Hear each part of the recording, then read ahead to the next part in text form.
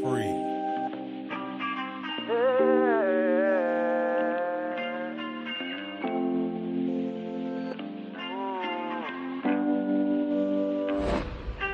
One day I'm gonna be everything I wanna be. I don't let it get the most of me. One day I'm gonna be free. I wanna be everything I'm gonna be. My future right in front of me. One day I'm gonna be free. I wanna be free.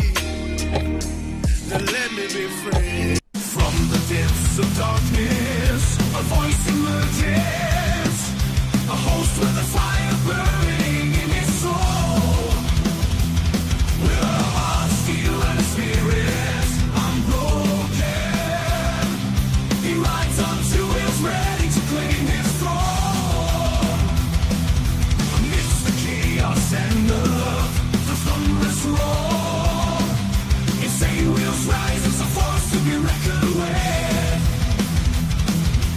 Fueled by the power that only metal can bestow. He takes his stand, refusing to submit. Insane wheels hears back to a cry. Metal and mayhem will never die. Rituals report he paves his way. Oh, legend in the making, day by day.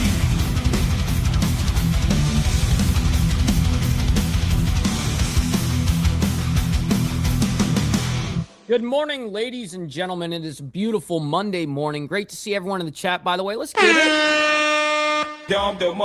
Obviously, we have a lot to discuss. I'm sure that majority of you guys, probably like a 99% probably knows about what happened over the weekend. But of course, we got to cover what has happened over the weekend leading us into today. So actually, we're not going to be covering much of what happened on Saturday. There was not a huge amount of things that happened in that aspect, but Sunday, yesterday was a big day, of course.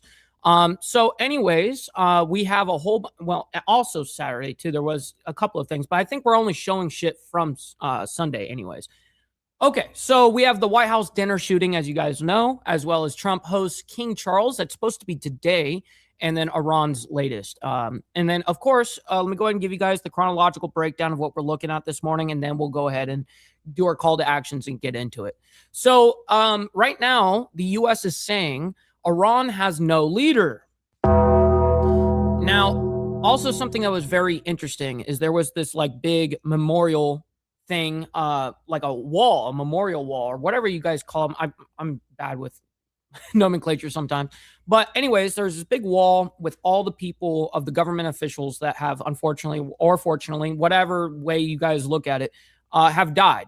So there is pictures of like the supreme leader, all of that shit, and then all the governmental officials around it.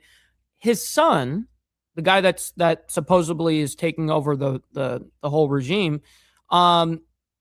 he's on that wall too. It's showing that essentially like as if he's dead. I don't know if they did that in the aspect of like, hey, we're gonna honor him. I'm not really sure, but because he lost a leg or something like that, because that's the latest reports that we know about, is that he got injured, and the rumor is that he lost his leg. We don't know that to be 100% fact because I haven't seen it. It's only hearsay so far. But anyways, he may not even be alive at this point. So the United States made that claim yesterday. Anyways, then we have Trump says he canceled Witkoff and Kushner's trip to Pakistan for Iran talks. It says on Saturday right here, President Trump told reporters that he has officially canceled U.S. Special Envoy Steve Witkoff and Jared Kushner's trip to Pakistan. The U.S. delegation was prepared for a second round of negotiations with Iran in Islamabad, Pakistan's capital. But Trump basically came out and said, listen, you guys aren't going to go over there, do an 18-hour, flight or whatever. And originally, I think he said that to Vance. Hey, you're not going to go over there and deal with an 18-hour flight for nothing to get done. We're done doing that shit. And he says, we hold the cards. So they'll come to us, essentially. Anyways, moving on into the next one. Inside the White House Correspondents' Dinner shooting as, quote, lone wolf reportedly targets Trump officials. Now, we also have the footage, the actual footage of him running through and actually shooting the agent. We have that for you guys as well. Reporter recounts moments after alleged White House correspondent shooter detained. So, yes, they had the guy detained. Security breach at White House Correspondents' Dinner under investigation, of course. And then I actually have the video for you guys of what actually happened there. Then we have moving into this morning, or actually, I'm sorry, this one's still from yesterday. Speaker Johnson unveils new spy powers plan ahead of extension deadline. I'm not really sure what that means, by the way. New spy power. I'm not really sure what they're getting at there. We'll find out together, obviously. And then White House Correspondents' Dinner shooting suspect to appear in court. This came out 2 hours ago, okay? Cole Thomas Allen. And it's Thomas, not Thomas.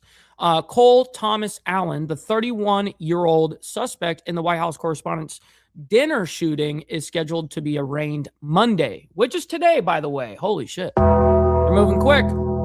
Then we have this morning, King Charles and Queen Camilla, I think that's how I say it, set for high-stakes visit, says President Trump and First Lady Melania Trump welcome King Charles III and Queen Camilla to Washington, D.C. on Monday. The trip will also serve as a mission to steady a relationship tested by disagreements between the UK government and President Donald Trump over issues, including the Iran war. All right, so that's what we're looking at this morning. A lot going on, obviously. Let's go ahead and do our call to actions, and we'll get right into the craziness. Make sure you guys hit that like button, man. It definitely goes a long way. Also, double tap that screen if you guys are on the vertical side. Listen, it's absolutely free to do so. And also hitting that subscribe button. This is what we do Monday through Friday. And then, of course, Saturday morning for members only. Now, speaking about members, please consider becoming a member, starting only at $3.99 a month. We're making sure we're not breaking the bank out there with anybody, but check it out. This is what allows us to be on these airwaves as well as have these lights on. So thank you guys for becoming members and staying members. Little side note here, follow my Instagram at BallValveTV, where I post everything behind the scenes of not only my life, but as well as the show, Millennial Food Time breaking news, as well as the campaign trail, man. It's a great way to get hold of me one-on-one. Also, we have a Discord server for all of you legends. We love to continue the conversation after the show. Make sure you guys go in the video description down below to grab that link. And last but not least, all super chats, super stickers, gifted memberships, and membership signups are, of course, all going to be presented live and shouted out onto the show. But if you guys would like to skip that YouTube 30% brutal cut that they take from your hard-earned cash, by the way, we have these platforms that you guys can donate to at any time.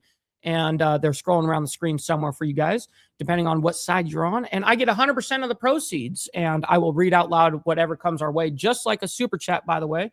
So I've got my email up, ready to rock and roll. All right. Great to see everyone in the chat, man. All right. So real quick, let me just do a little high and swiftly. I'm going to try anyways. We got Naomi in the building, as well as Jimmy Mack and Charles Darwin. Always appreciate you guys. Thank you for being here. We got Warlener as well as Steve Posey. Thank you all for being here. We got Frank as well as Two Wheel Jesus, Steve Posey, Steve Easy. Good to see you guys. Cameron, good morning to you guys. Rabbit of Chaos, shout out to you. Good morning. I don't see Lucy Ball. She is running around somewhere. Probably, if I had to guess, she's probably actually sleeping. Usually what she does when dad gets on the computer, yeah, she's like, yeah, dad's about to get loud. We got Motobomb Virginia. Shout out to you, by the way. Good morning to you. Always appreciate you. We got Mr. Al Patterson. Yes, sir. Good to see you, man. We got Motobomb Virginia coming in with the 420, by the way. Kickstart your day with Mike B. Well, man, my man, I very much appreciate you setting it in. Showing immense love. I very much appreciate that. Goes a long way. We got Brother Hardwire as well. Shout out to you. Good morning to you. We're running our way down. We got Brother Sick Bastard. Shout out as well. And Brother So Loud as well. Thank you all for being here. Sterling Wheel, shout out. Good to see you. Underboss, appreciate you for being here as well. We're running our way down as fast as possible, guys. I promise. There's a lot of comments. I'm just running my way down. I like to say hi to everybody. I try to, but it's always hard to do it sometimes. We got 5150 as well. Shout out. Good morning. And we got Joseph up there in Canada. We always appreciate our favorite snow Mexican. Good to see you, man. Good to see you. All right. We got Carney Vanguard as well. Great to see you in the chat as well. And Paul, great to see you guys. Or yeah, I think that's Paul. Yes. All right. We're getting into the craziness. We got a lot to discuss this morning. Iran has no leader, the United States says. I'm here on this Saturday as we break down all of your top stories. So, yeah, this part was Saturday evening, by the way. Live events from across the country and across the world. And of course, the big story that we are following at this hour, take a look on the right-hand side of your screen. That is a live look at this hour over Islamabad, over in Pakistan. I'm going to take that full for you to give you a better look. As you can see, it's all quiet now. Yes, that's right. Lucy, I'm home. We have this aerial view. We are not getting a look on the ground just yet, but despite President Trump sending his U.S. delegation to Pakistan, Iranian officials are still claiming that there are no planned peace talks with Americans directly, at least not at the moment. The president announced Friday that he would send Steve Witkoff and Jared Kushner to Islamabad this weekend for a potential second round of discussions amid that very, very fragile ceasefire. Iran's foreign minister... Right, and which obviously got canceled. Arriving in Islamabad on Friday, as he also says that he plans to visit Oman and Russia. And we actually got this update coming in a short time ago with a photo. This is from an official there in Pakistan who said that the... Hey, listen, man, if there's no one there to do it, I still wouldn't do it. Yeah, I don't want to be the leader of the United States, let alone... And I'm an America-only ideology kind of guy, right? So I wouldn't want to lead any country. I think that's too fucked. Prime Minister received the Iran foreign minister today over at the Prime Minister House, and the meeting lasted about 2 hours. Now, along with the Prime Minister there, the Deputy Prime Minister and Foreign Minister Senator, who's the one who posted this here, and the Chief of Army Staff and Chief of Defense Forces, Interior Minister, and other senior officials were also present in that meeting. The Prime Minister emphasizing the importance of dialogue and diplomacy for the peace and stability in the region and beyond. Again, not quite clear when we are going to see Jared Kushner and Steve Witkoff arrive there in Islamabad. However, which has already been canceled. We also know from the White House that Vice President J.D. Vance is essentially on call, so to speak, to be brought over there to Pakistan if those talks are able to happen. Right. So I think those guys are there. I believe so. And what Trump was talking about was with Vance, like, hey, we're not gonna waste you going there doing an 18-hour flight over there for nothing to happen, and then an 18-hour flight back. You know, he's like, forget that. As we discuss really what this all means and what's going to happen next, I do want to bring in Jonathan Saye with the Foundation for Defense of Democracy, is an expert here who joins us quite a bit. Jonathan, thank you so much for taking the time to be here. Hi, Josh. It's great to be with you again. Thank you. And first, yes, that's very true, Charles. That part is very true. Persian women are very, they can be very fine. Absolutely. Great to see you in the chat, by the way. And we got Charles Adams. Shout out to you over there on the Facebook side of things. Great to see you. Hopefully you're enjoying your morning so far. I want to ask you here the significance of Jared Kushner, Steve Witkoff heading over to Islamabad, and essentially, as I mentioned, Vice President J.D. Vance being on call, so to speak, to possibly go out there as well, as Iran's foreign minister is already on the ground. What's notable this time around is, number one, the Islamic Republic's officials were reluctant to actually come to Islamabad last week, which was when the second round of talks were Brother Cameron knows the deal. And that's why the president effectively re-extended the ceasefire without getting any information coming from Tehran. So the Islamic Republic officials have not yet even weighed in as to whether they approve or reject the ceasefire, and they didn't even show up for the first round. And looking at some other reports, we're hearing more and more that there is friction amongst different regime officials on how they're supposed to proceed, what their red lines are. I would assume that be the case actually on kind of both sides of the aisle. They're supposed to be negotiating over, and that is not a new phenomenon. There's always disagreements with between different pillars of the regime. That said, the notable difference here is that there is no supreme authority that could effectively harmonize the relationship here, which is why we might be seeing contradictory messages coming from this. Warland, that sucks, man. Go get your rest on, my man. I hate to hear that you're in pain. Islamic Republic. At the same time, that is Tehran's strategy to delay as much as they can. But the difference here is time is not on their side like given the blockade, and that has been an effective countermeasure to ensure that should Tehran waste time, they would be the first to face the repercussions. As to what could happen this evening or the next few days comes down to whether Iran actually wants to give concessions or not. Haven't been tracking this for years now. I yet to really see a difference between this wave versus the negotiations in May 2025 before the 12-day war. The same themes are reappearing, so we just have to wait and see, but so far no difference, at least from... All right, cool. Sounds good, homie. You did a good job. Let's go ahead and see if there's any other information on this. Let's see if there's any governmental officials that are making posts. There is something here, Iran International English. Let's go ahead and hear what Josh has to say about this real quick. Less advanced ships, and their only aim is to come and to extort different vessels that are going through, either try to blow them up if they don't pay, and just go about it in a very unconventional way, simply to extort to make money and not operate within the international norms. And that's how this Okay, stop talking so homeboy can read this. RGC's Navy operates. What they either try to... We know this. Please. As frankly, nature of these is they just, or they'll just Somalia nation state public does behave. Dude, he doesn't shut up. Would face this morning. It's Iran International English saying that Iran's headquarters there warned that the U.S. would face a response if it continues what it described as a blockade, banditry, and piracy in the region. In a statement, the command said that U.S. forces would meet, quote, a reaction from Iran's powerful armed forces if such actions persist. It added Iran is ready to monitor movements in the region and maintain control over the Strait of Hormuz and would inflict heavier losses in case of further attacks. Now, Jonathan, what are you going to be watching for? All right, now I don't need to hear what he's going to be watching for. We already know what to be watching for.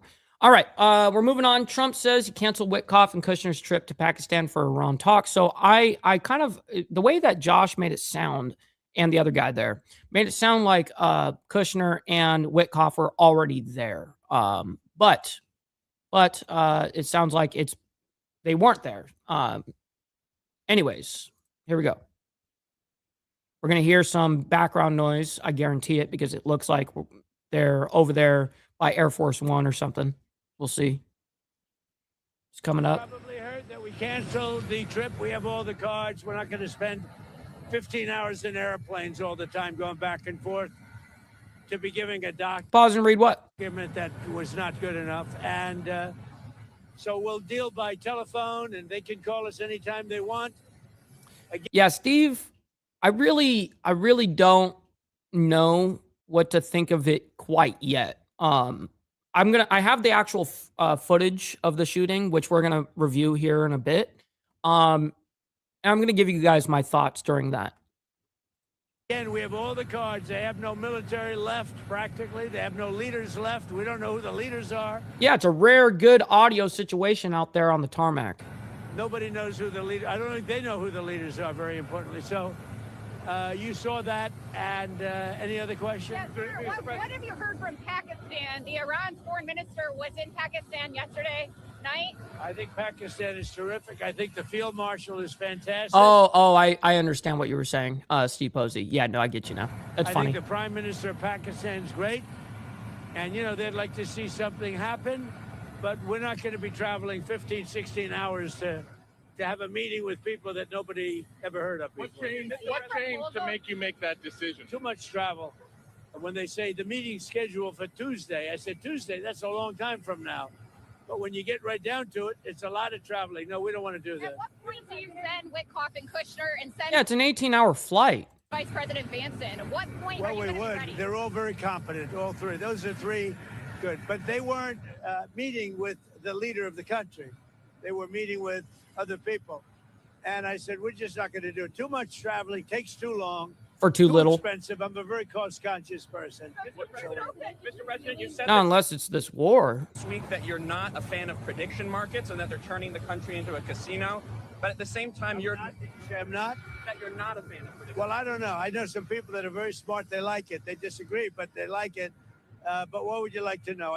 Who are you with? I'm with Decrypt, a crypto-focused publication, and we also have a prediction market. He said good. And, your administration. He was waiting for him to say, like, ABC. You know, that's exactly what he was waiting for. Is aggressively pushing to legalize these markets, and I was wondering if you potentially wanted to reconsider that policy. A lot of other countries are doing it, and when the other countries do it, we get left out in the cold if we don't do it. So, but I know people that are in the prediction market business, and they're pretty. On the Fed, crypto, what made you decide to go and attend this meme coin conference today? It's a big industry, and we want to beat China at the industry. We're leading with crypto. We're leading with AI. And I really feel I have an obligation from this. As a president, I have to be able to make sure that all of our industries do well. Crypto is a big industry. It's become somewhat mainstream. The banks have it. People have it. And I think as the leader of the country, we want to lead in AI. And we're leading China by a lot in AI. And we're also leading in crypto. Yeah. Do you agree with the decision by Jeanine Pirro to drop the investigation into Jerome Powell? Well, I want to find out. You know, Well, it's not dropped. They're looking into the whole thing about the cost. The IG. What I want to look at, yeah, with the IG. What I want to look at is how can a building that I could have done for $25 million cost $4 billion? That's a big thing. $4 billion. And he was in charge. So we'll get to the bottom of it. Yeah, I think Jeanine is fantastic. And she worked with other people on that. I tell you, I want to find out. I have an obligation to find out. This was done during Biden, but I have an obligation. You know, Jimmy Mack, I actually heard about that. I didn't see it yet, but I did hear about it. I saw a little something about it on social media last night. To find out I would have done that building for $25 million, had money left over, and it would have been open a long time ago. You are her people. I want to find out because. And actually, you reminded me. Let me go ahead and grab that clip too. Country, look, we have a railroad under construction in California. That's the worst thing I've ever seen under Gavin Newsom. And I want to find out why that one is costing 20 times what it was projected to cost. Likewise, the Fed building is a small. I built a hotel in Washington. It's a Waldorf Astoria. I built it for $201 million. And I believe it's bigger than the Fed building. And you have bathrooms. You have a lot of, it's much tougher, much more expensive to build a hotel than an office. I want to find out how can a building of that size cost for whatever it's going to be. Nobody knows, by the way, what it's going to be. Kevin is going to be fantastic. Kevin Warsh, he may never get to be in that building. Okay, real quick, I'm going to show you that clip because I pulled it up for you guys. Let me go ahead and see. There is a little short clip of it so that we can, here we go. Let's see what we can see. And he also wrote this. I'm no longer willing to permit a pedophile, rapist, and traitor to coat my hands with his crimes. What's your reaction to that? Well, I was waiting for you to read that because I knew you would, because you're horrible people. Horrible people. Yeah, he did write that. I'm not a rapist. I didn't rape anybody. I'm not a pedophile. You read that crap from some sick person. You shouldn't be reading that on 60 Minutes. You're a disgrace. But go ahead. Let's finish the interview. And he Yep. Went a little. Yeah, listen, man. One thing about Trump, he handles the media like a G. It should be studied, actually. It should actually be studied because he does very well at bullying the media, because the media has done very good at bullying people, elected officials, presidents, all of it. And the way he deals with it is pretty incredible. Is it smooth sailing for him now? Will Tillis drop his block? I would imagine it's smooth, but whether it is or not, somebody has to find out why that building that should have cost $25 million is costing billions of dollars. Sure, what else? And you know why they have to find it out? For other buildings, because that's not the only one. I think that's the most egregious example. What else lies on Iran as you're figuring out who is in charge? If the hardliners or IRGC-aligned leaders have greater power in Iran, can the U.S. make a deal with those factors? Whoever's running the show.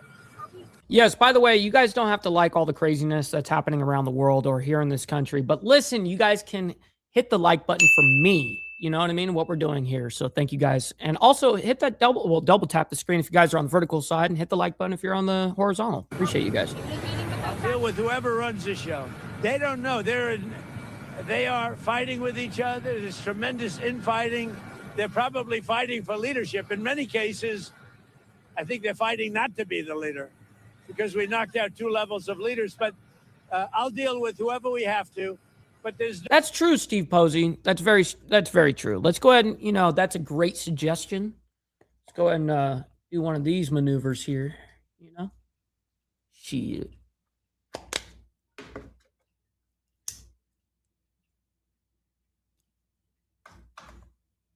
Feels good to be a G. All right, here we go. No reason to wait 2 days, have people traveling for 16, 17 hours. And we're not doing it that way. We'll do it when they want. They can call me. We have all the cards. We've won everything. We have all the cards. Yesterday you said to Reuters that we're dealing with who is in charge now. What changed from What's up, Magic Man? Good morning. yesterday to today? Nothing. It's just that they gave us a paper that should have been better.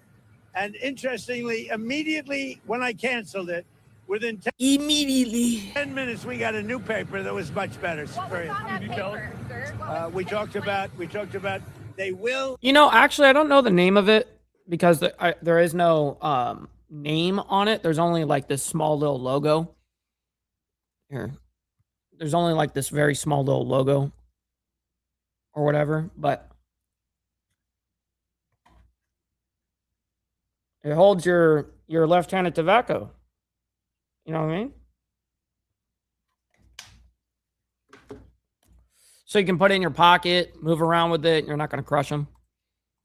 Not have a nuclear weapon. It's very simple. Look, that whole deal is not complicated. Iran cannot have a nuclear weapon. It's very simple. Yeah. All right, we're moving on. Inside the White House, correspondent dinner shooting as, quote, lone wolf reportedly targets Trump officials. All right, let's go ahead and bring this up, and we'll quickly get into it. Now, guys, truth be told, the guy didn't get too far. It's not like he was about 500 feet away from the actual dinner itself, but there was a lot of security there, and I'm also going to explain the actual area to you guys as well.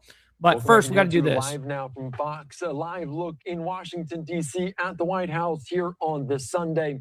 I'm Andy Mack now here in the anchor chair. Thank you to my colleague Stephanie Quinn for guiding you the last several hours. And we're continuing to dive into the latest following the chaotic scene after the attack at that White House Correspondents' Dinner last night. So just 24 hours. Really? For darts? That's pretty cool, dude. That's awesome. Since it all transpired. I haven't played darts in a bit. Right now I'm actually somewhat good. Washington Hotel, as people still trying to gather exactly what went down, as the man accused of opening fire at the WHCD dinner sent writings to family members minutes before the shooting, referring to himself as, quote, a friendly federal assassin, railing against the Trump administration. Now, that is epic. I can actually hear that voice. I can hear that voice, Cameron, of Donald J. Trump.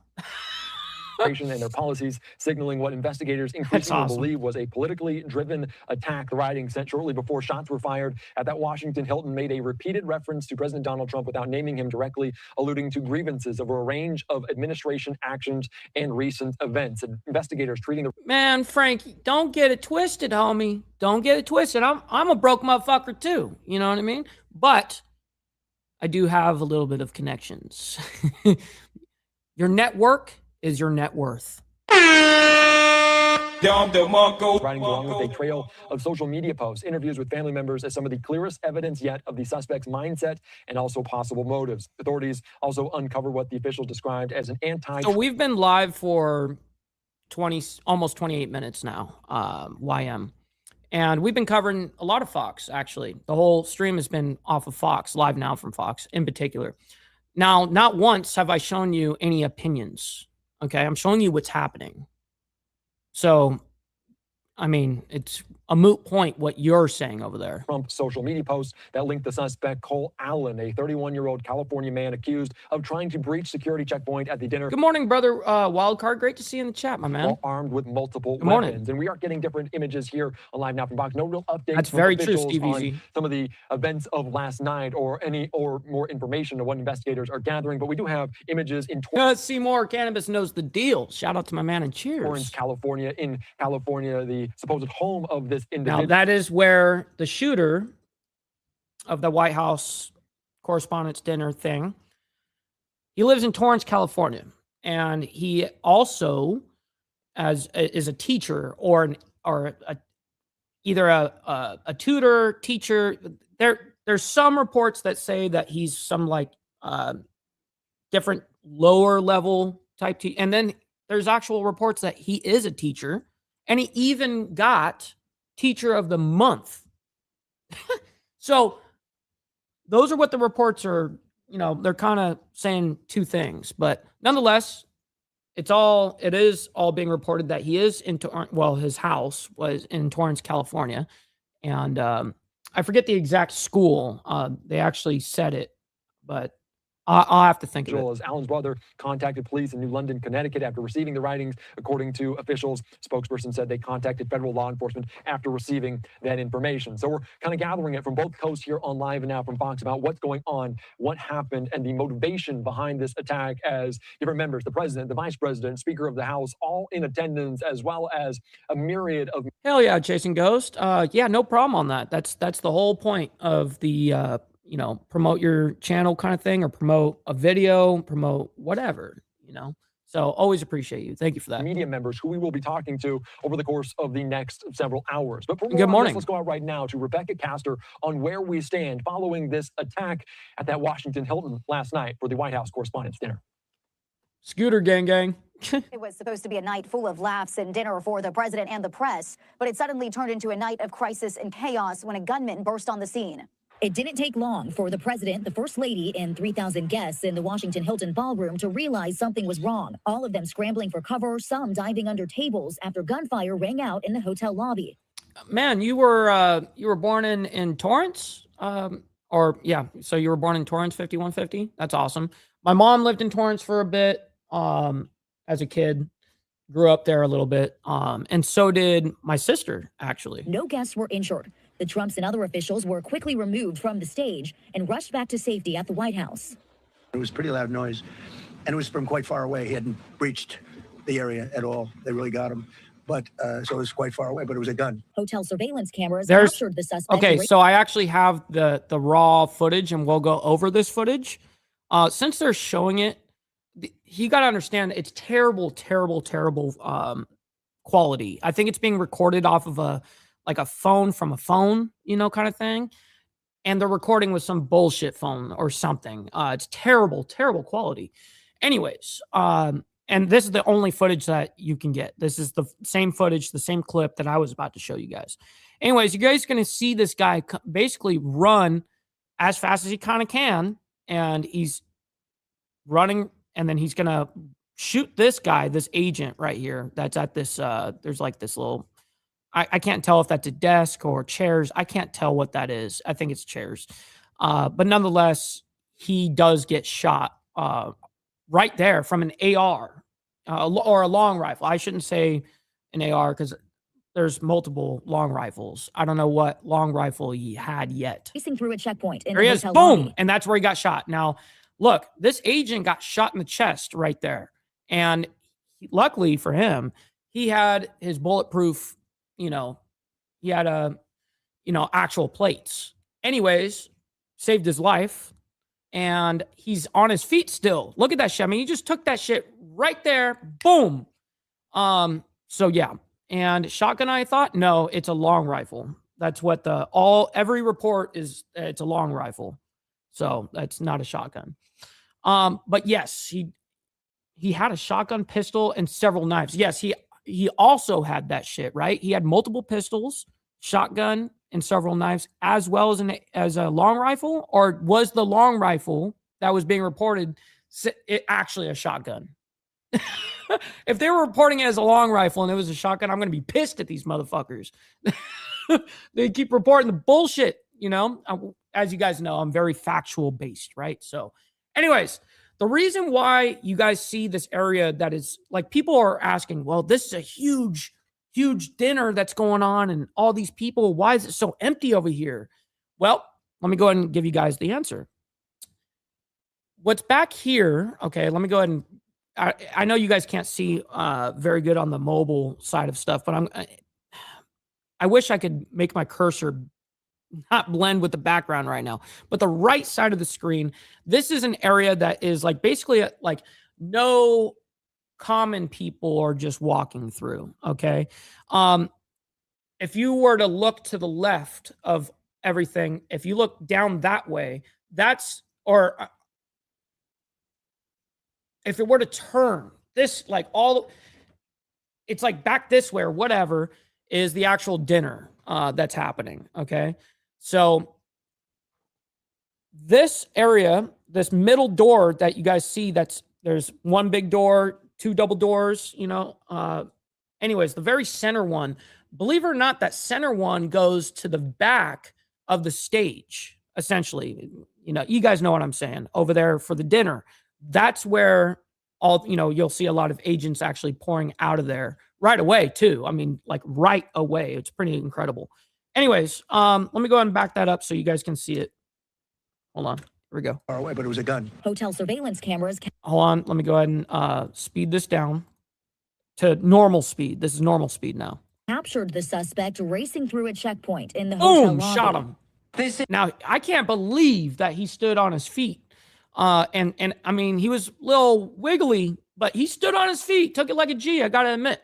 But it didn't show the rest of the clip. Then that's really pissed me off. So I actually have the real clip. Let me go ahead and show you guys that. Let me go ahead and pull that up. Let me find it. Here it is.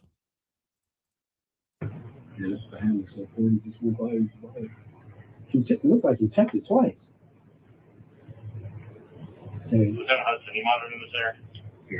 Now, he comes through this door that's over here. Now, believe it or not, I think this door was supposed to be secure, okay? This door that's right here, that's how he got theoretically past security, okay? Everyone's like, well, how the fuck did he get past, like right as you're walking in, they check you.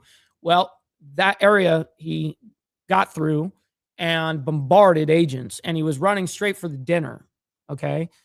So it's only from right here, it's only about 500-600 feet away from where the dinner was being held. So anyways, pretty crazy. Let me go ahead and play it. Boom, shot that agent right there. Now he's on his feet still. Look, he's like, oh, but he's pulled out his gun. I can't tell if they're shooting right there. Shall I post it? Now, see how that center door just opened up? That's the door that is a tunnel, essentially, back to the backstage of the dinner. 18, go for pretty crazy. Support journalism you trust. Yeah, support journalism you trust. Insane Wheels, motherfucker. All right, back to this. Give me a second. Back to the report. The individual was intent on doing as much harm and as much damage as he could. He was armed with a shotgun, a handgun, and multiple knives. Okay, so there's the actual, they said shotgun now. It turned from long rifle to shotgun. So that's the very first time I actually heard that. So good to know. Him through the lobby, security quickly tackled. So he took a shotgun shell to the chest, yo. I mean, even with plates, I mean, that guy probably may even have broken sternum or broken ribs. You never know. I mean, that shit it will absolutely hurt. Arrested him. Police think they know how he got in. We do believe he was a guest here at the hotel. We have secured a room here in the hotel. And again, we'll go through the appropriate procedures to determine what was inside there. President Trump called a Secret Service agent who was injured during the chase and is now in the hospital recovering. What's up, Kerry? Good morning. Was saved by the fact that he was wearing obviously a very good bulletproof vest. Police say all indications are that the suspect acted alone, and President Trump says he's Good morning, Pops. Hopefully you're enjoying your Monday morning so far. Great to see you in the chat. determined to reschedule the dinner within the next 30 days. In Washington, Rebecca Castor, Fox News. All right, thank you so much for that, Rebecca. And we are hearing a statement coming in from the White House about exactly what's going on last night from the president, from the administration. A live look right now at the White House here on this Sunday. And I want to read it to you. What's up, TVT, as well? Great to see you in the chat. Good morning. Saying, quote, in a horrific moment on April the 25th at the White House Correspondents' Dinner, President Trump and members of his cabinet survived an assassination attempt. When shots were fired, the president's What's up, first Charlie? lady, vice president, and cabinet officials are all safe and unharmed. The Secret Service quickly neutralized the threat, evacuated those present. The suspect was taken into custody despite the attack. It was and he was using buckshot. Shit, man. We got Christopher Collins in the building. Shout out to you, by the way. Good morning. Pops in, never miss a show. I very much appreciate that. Yeah, I would have way rather used slugs for sure. That would have been way more painful, and it may have even breached the plate to an extent. I really don't know. range, man. I mean, that is really fucking close. You guys saw, I mean, he was probably from me to you guys right now on where the camera is, where he got shot. I mean, point blank, boom, you know? Crazy. Another strong week for America. The S&P 500 continued its upward momentum. President Trump hosted a major White House healthcare affordability announcement of new pharmaceutical pricing to lower costs for American families. The U.S. successfully maintained its blockade of the Strait of Hormuz to pressure Iran, and America's energy dominance was further advanced from delivering healthcare affordability breakthroughs and enforcing the Hormuz blockade for national security leverage to advancing Americans' energy. Yeah, I heard about that. There was some manifesto that was released last night. I heard about it, I think. Dominance for global I stability. didn't see it yet. The Trump administration continues to deliver results for the American people, even in the face of evil. All right, let's continue on here on Live Now from Fox. Bring into the conversation Associated Press White House reporter Will Weissert. Will, thank you so much for joining us here on Live Now from Fox. You were in the room last night. Just take me through some of the thoughts, the feelings as you grapple with what happened in the last 24 hours. Yeah, you know, the dinner was sort of proceeding as normal. We were working on our salads. Yeah, we already know that shit. I don't need to hear your story on that. Get some of the details out, even though we really didn't know what was going on in the moment. But you know, I mean, it's an event that happens every year. It's often attended by the president. This is the first time President Trump had attended. But you know, having the president and vice president there is not unusual. You know, And that's the guy right there. That's him. This is what they're saying is him. Trump even posted a picture of this. President Harris, President Biden were both there. You know, it's a very secure ballroom, and ultimately, what the president Actually, it's not supposedly. He's already booked and everything. He's actually going to be appearing in court today. said is correct, is that the suspect did not breach the ballroom or really even sort of close to getting into the security perimeter.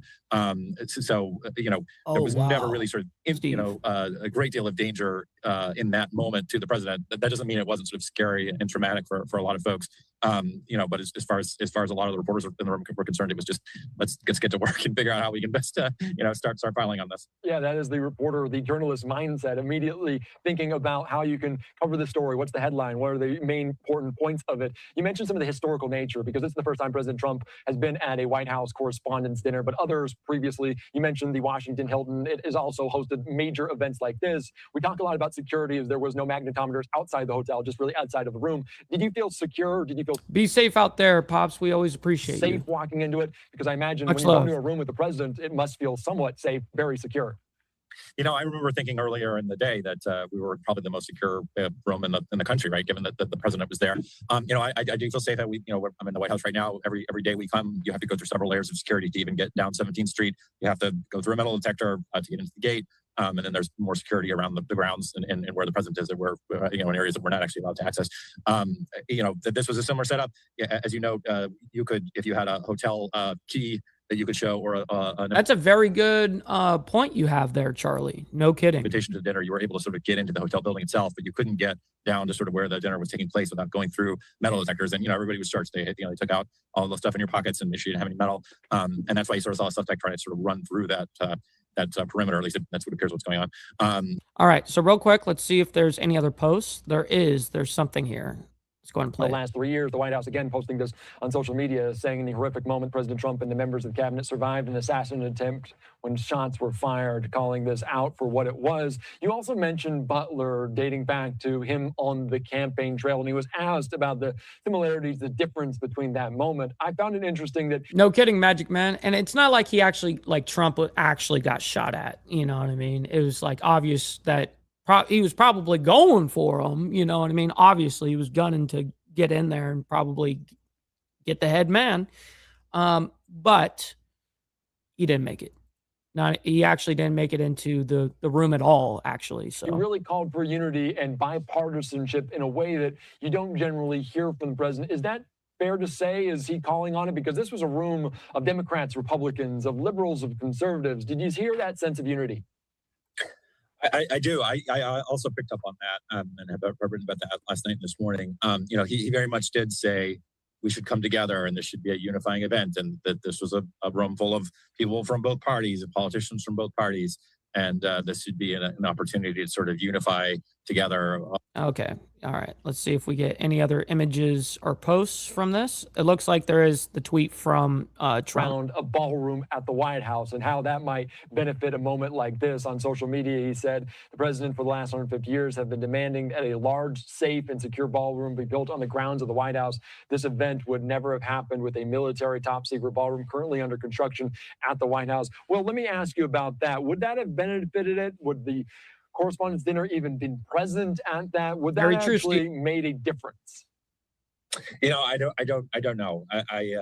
That's not something that we can sort of answer at this point, because you're right. Imagining sort of bringing in thousands of people that are not people like me and reporters that cover the White House that sort of have passes every day that allow us to go in and out a little bit more freely. The idea of bringing in like 3,000 people, most of whom are not going to have come to the White House before and have to go through background checks and stuff.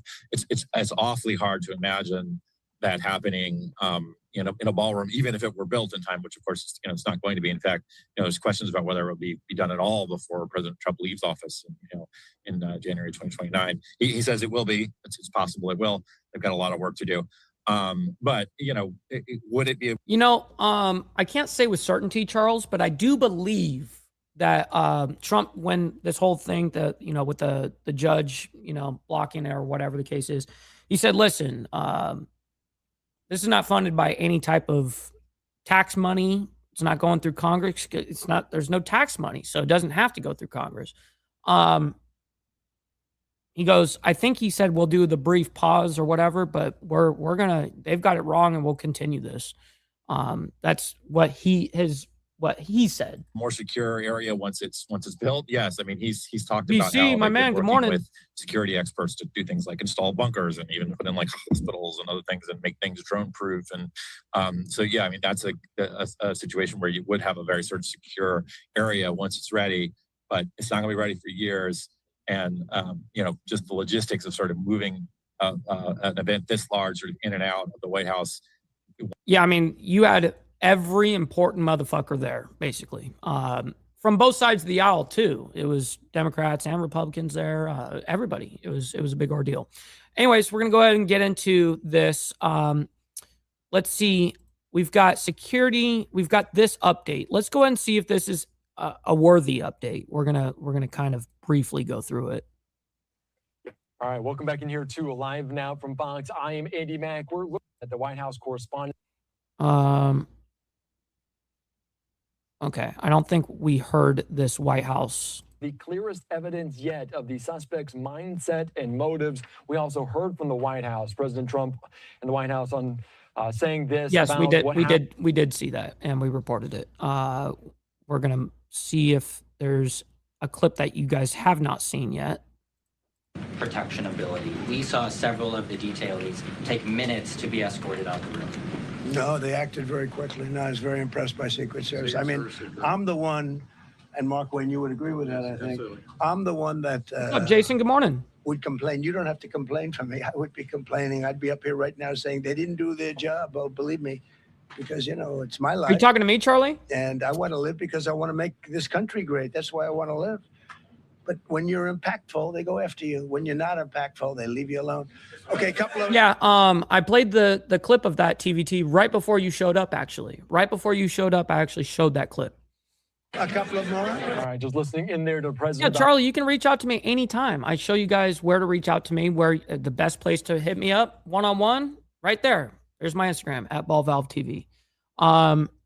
If you don't have that, I've got Facebook. If you don't have that, then I've got Discord. I've got multiple ways to reach out to me. So anyways, the Discord server, by the way, is in the video description down below right now. If you go into the description, there's the invite link for Discord for the server. Let's be joined right now by Barry Donadio, a former Secret Service officer. Barry, thank you so much for joining us. And I can only imagine what Secret Service officers were feeling in that moment last night, the third such potential attack on his life in the last 2 years, less than 2 years. When you look at the video, when you see the scene last night, what is your vantage point? How do you view it? I really don't care about that. I don't care about that. Let's see. Okay, Trump putting out the security footage that we already reviewed. We already reviewed and told you guys what we thought about it. And also the small intel that I do have on it. Let's see if there's any big posts here, because if not, we're not going to go ahead and just, let's see. What's The this? officers at the check Oh yeah, I saw this on social media where they were attending to the agent that point got voiced shot. over the radio. We know that. Let's see if there's anything else. There is not. All right, moving on. That's what we do. Skip the bullshit, you know? Anyways, from yesterday, Speaker Johnson unveils new spy powers plan ahead of extension deadline. Let's go ahead and bring that up. Also, the one thing that we haven't done yet, we haven't done the money part yet. All right, just get the money part done. Give me money. Money me. Money now. Me a money needing a lot now. True, though. True. All right, let's go ahead and bring this up and we'll quickly discuss it.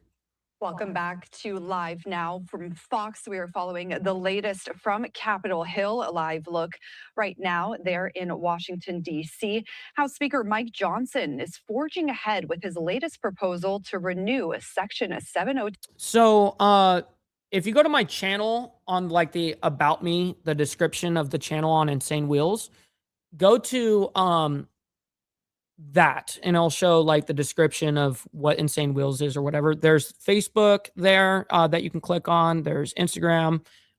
There's even TikTok, but I don't use TikTok anymore. So. Of the Foreign Intelligence Surveillance Act, or FISA, which is set to expire on April 30th.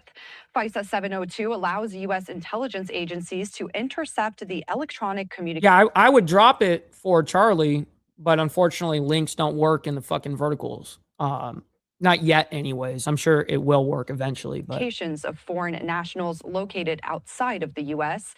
Johnson's new bill, which was revealed last week, is largely unchanged from a previous be good, Frank. We always appreciate you. Plan, which failed in a series of overnight votes earlier this month. And for more on this, we want to bring in a former NSA General Counsel, Glenn Gerstel. Thank you so much for being here, Glenn. What's up, brother Pitbull, over there from the UK, across the pond? We always appreciate you. Good afternoon to you. Great to see you. So let's hit that like button, everybody. What exactly does FISA 702 allow the government to do, and why is it needed in addition to some of the laws that are already on the books? Sure. This section 702 of FISA was adopted in 2008. It's been renewed on a temporary basis ever since then. See, I really don't know our spy powers, to be honest. It's probably the single most important operational national security statute for What's up, Mafioso? Good to see you in the chat, by the way. States. Good morning. What does it do? It enables the United States, States, Cameron, thank you for that. through the National Security Agency and other agencies, to keep track on foreign threats, simply put. That ranges from everything from understanding more about the Iranian regime and their attempts to build a nuclear bomb, to the same thing for North Korea, to what Russia is up to in Ukraine, other adversary countries, China, elsewhere, narco-terrorists. It covers almost the entire range of foreign threats and enables the United States. I would have imagined that it would be for all threats, essentially. To in effect, spy on foreigners who are located overseas. So like the CIA. And a concern that probably many Americans have here, asking if Americans can be targeted by this surveillance under Section 702. What exactly are the concerns surrounding the surveillance aspect? She actually had to read this all out because honestly, this is like, I can guarantee you, she knows nothing about this shit either. This, you know? Maybe within the U.S. I would have to do the same shit. Even though that's not what it's intended for. So the statute is exclusively aimed at foreigners located overseas who have relevant foreign intelligence information. That's the test. That's been the test since the statute was adopted. No American located anywhere around the world can ever be targeted for surveillance under Section 702. No exceptions, no ifs, ands, or buts. Let me go and back that up in here. So procedures for targeting certain persons outside the United States other than United States persons. Other than United States persons. Targeted for surveillance under Section 702. No exceptions, no ifs, ands, or buts. Indeed, that's because of the Fourth Amendment to the Constitution, which ultimately governs as the Supreme Court has said, electronic surveillance by the federal government, says that Americans, no matter where they are around the world, are protected. It's funny because as soon as Naomi said any ideas, I was going to say tacos. So you kind of read my mind. By the benefits of the Fourth Amendment. So the statute's very clear on that. No Americans are targeted. So what's the concern? The concern is that because although the statute is aimed at, say, let's just say foreign terrorists. What's up? We got Big Dan in the building. Mike, you better dig into Planeteer teaming up with USDA. I'm sure I said that name wrong anyways. All farm crops and money spent will be tracked, eliminating barter. What? To take one example, overseas terrorists, maybe some of them, some percentage of them might be in communication with Americans. That could be for perfectly benign reasons, such as they're talking. What's up, good citizen? That's my middle name, by the way, but appreciate you. Hopefully you're enjoying the morning so their far. Relatives in the United States or who knows what else. Or it could be for malevolent purposes. They're trying to recruit someone. It could be China trying to recruit a spy, a terrorist trying to recruit someone to help them plant a bomb in the United States. And so inevitably, there'll be some communications, presumably small, but some percentage of those foreign targets. And by the way, there were about 300. Oh, what's up, Charlie? Great to see you in the chat. Last year, 300,000 foreign targets, foreigners targeted under this program. Some percentage of them will probably be talking to Americans. And that communication, the other end of that communication, is going to be picked up inevitably. It's a byproduct of doing surveillance, whether it's an email or a telephone call. And that's where the problem begins from the point of view of the privacy advocates, which is they say the government then has the ability later on to look through its database and look at Americans' communications that were inadvertently or incidentally caught up, even though they weren't the targets, caught up in this surveillance program. I really didn't catch the kind of middle part of what he was saying right there. Hold on. To look through its database and look at Americans' communications that were inadvertently or incidentally caught up, even though they weren't the targets, caught up in this surveillance program. Interesting. And the whole thing is they can't be targeted. No ifs, ands, or buts, like he said. But anyways, a lot of that shit is above my pay grade, I'm going to be honest. So we're going to move on. I got a little bit out there for you guys. All right. Let's go ahead and see what's happening here, because it says White House correspondent's dinner shooting, suspect to appear in court. And he's supposed to appear today, by the way. So let's go ahead and bring that up. Also, what we need to do is embrace our fuck ups. Don't beat yourself up over past. I hate when it glitches like that. Now I have to go to another clip to get it to start correctly. Don't beat yourself up over past mistakes. You are going to fuck up again in the future, quite possibly in a most spectacular fashion. Why worry about yesterday's fuck ups? Don't you have tomorrow's fuck ups to look forward to? You are a fuck up, and fucking up is part of your growth process. Embrace the process. Embrace thy process. What's up, Fidel? Great to see you in the chat, by the way. Good morning to you. Hopefully you're enjoying the morning. All right, let's go ahead and bring this up, and we'll quickly discuss this before we get into King Charles. We were just listening in there to Acting Attorney General Todd Blanche speak on Fox News Sunday there, as we continue to track the latest here with the ongoing investigation into what happened over the weekend at the White House Correspondents' Dinner. And to talk more about the investigation, we want to bring in Bill Daley, who is a former FBI investigator and national security expert. Thank you so much for coming back on the program here. It's always great to have you. Can you walk us through a little bit about where the investigation stands right now? What will investigators be looking for? Sure. Well, certainly there are a number of moving parts in this investigation right now. Some of them we're not going to be privy to in the public sector, because much of the information is going to be used for prosecution. So as they build this case against Mr. Allen, they're going to hold on to a lot of that information, because they need to be sure that from an evidentiary perspective, that all the analysis is done, and that when it's presented in court, it isn't already tainted in some way or any way kind of infringes on the prosecution. So there's some things we're going to see, some things we're not going to see. Certainly the things on the investigation are kind of coming to light, is that not only did he have this kind of stellar kind of educational career, but at some point there was a pivot on this, and he changed his views, or became much more vocal about his views, apparently against the president. He wrote a manifesto. Whether the manifesto they're talking about that perhaps his family members saw was the only one, we don't know. What's up, Charlie Rose? Good morning to you. Great to see you. And yes, Steve Posey, she must be sleeping. She's got to be sleeping this morning for sure. All right, back to The this. FBI has been out there in California, in Torrance, California, conducting both interviews of people in the neighborhood as well as a detailed crime scene search or a search of his home, gathering all the information they can What's up, Richard? Good morning. Hopefully you're enjoying your Monday morning so far. from not just what he may have physically, but also from his electronic devices. The other part of the investigation is really around how What's he up, came Blake? across the country. We're assuming right now that he came across the country with his weapons. That hasn't been kind of verified, but at least that's the assumption. They took a train because taking a train doesn't require going through the same scrutiny or much scrutiny as compared to going through an airport, where obviously we would expect he would have been caught with his weaponry.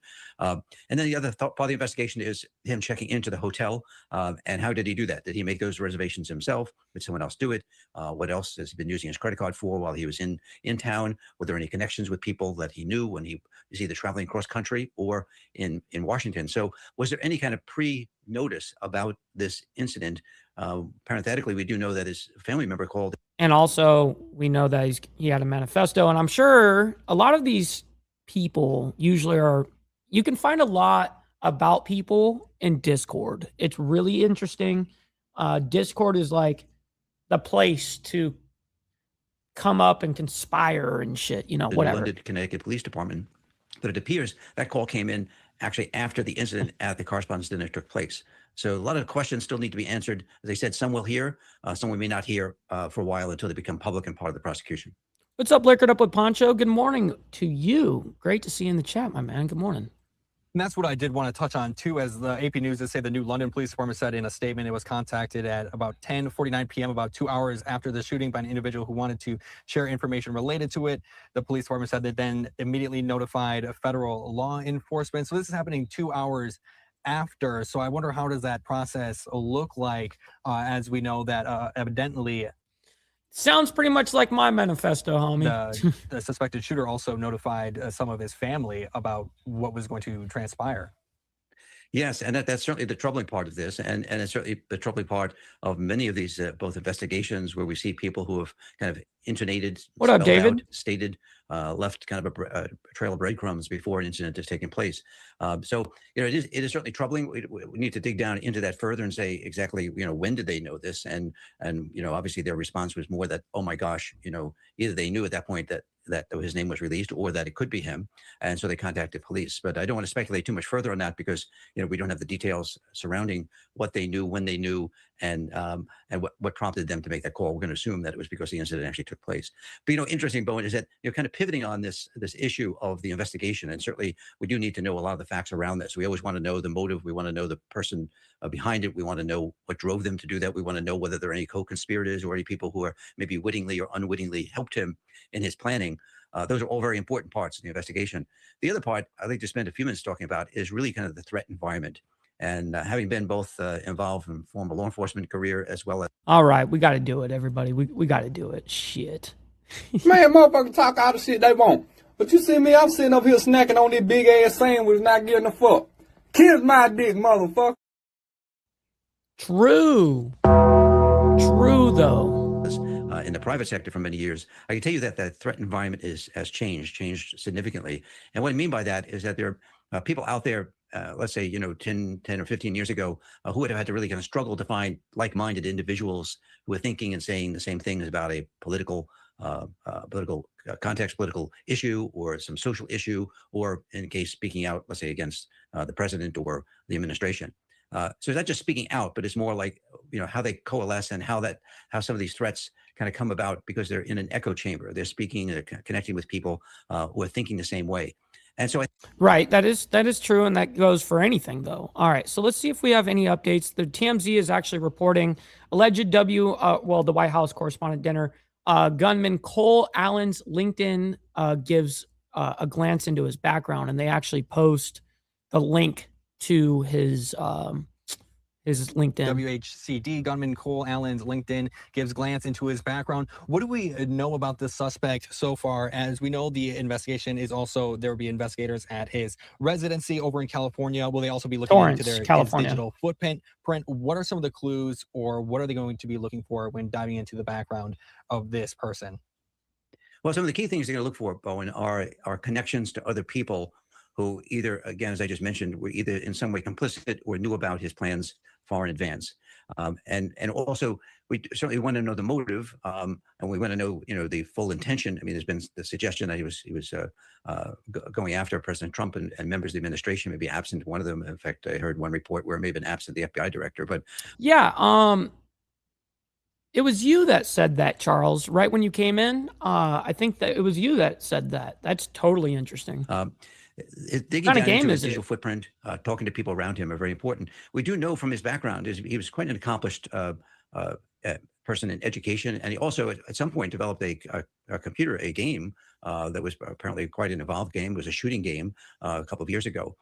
So although he's very well educated, the question is, at what point did the change occur, and at what point, again, what investigators are going to be looking at, did other people somehow know about this, or was there any, again, involvement, whether do me that favor, Charles. People in California, if you don't or mind, during his trip across the country, we're hearing that he came across the country by train, may have changed trains in Chicago and found his way into the hotel. And then what were his actions when he was at the hotel? Again, looking for any connectivity between other individuals, and at the same time trying to really go through, from a behavioral analysis standpoint, understand what motivated him and what those two intentions were. Those are all very important, I know, not just for the facts of the case for prosecution, but it's also going to be important for behavioral analysis to take place, so people can, law enforcement can maybe better understand where these threats come from, how they manifest themselves, and what could be done in advance. Security. Okay, let's see here. I have not seen these images yet. I do want to see what's happening here. Looks like that night, especially when you have the President of the United States at an event like this.